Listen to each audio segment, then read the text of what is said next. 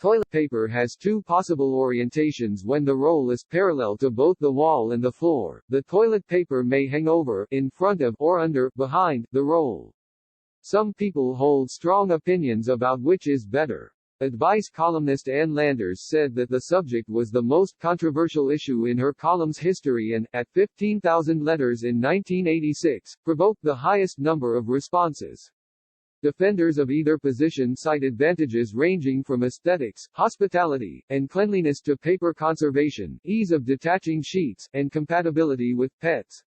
Some writers have proposed connections to age, sex, or political philosophy, and survey evidence has shown a correlation with socioeconomic status. 1. Solutions where the views of household members differ include using separate dispensers or separate bathrooms and ignoring the issue. Citation needed. One man advocates a plan under which his country will standardize on a single forced orientation, and at least one inventor hopes to popularize a new kind of toilet roll holder which swivels from one orientation to the other. 2. In the article, Bathroom Politics, Introducing Students to Sociological Thinking from the Bottom Up. 3. Eastern Institute of Technology Sociology Professor Edgar Allan Burns describes some reasons toilet paper politics is worthy of examination.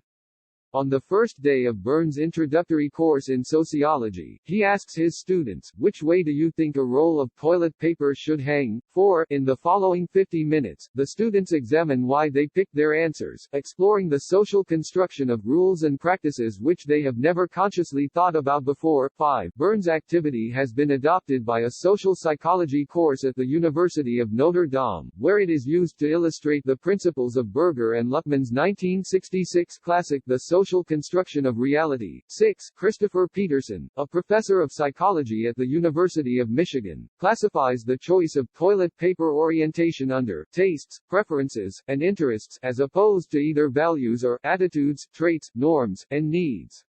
Other personal interests include one's favorite cola or baseball team. Interests are an important part of identity. One expects and prefers that different people have different interests, which serves one's sense of uniqueness.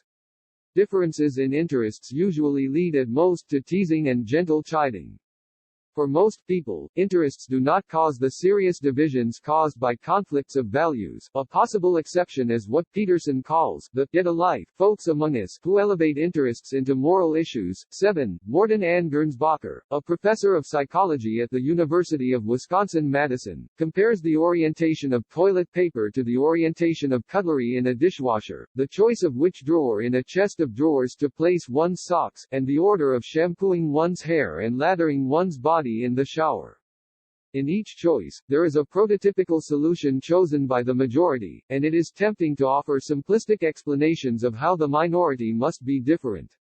She warns that neuroimaging experiments, which as of 2007 were beginning to probe behaviors from mental rotation and facial expressions to grocery shopping and tickling, must strive to avoid such cultural bias and stereotypes. 8. In his book Conversational Capital, Bertrand Sesvet gives toilet paper placement as an example of ritualized behavior, one of the ways designers and marketers can create a memorable experience around a product that leads to word-of-mouth momentum.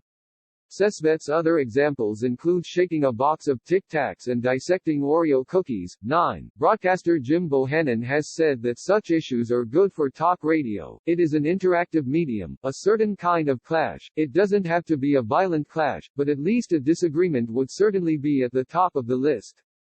It has to be something that's of general interest. 10.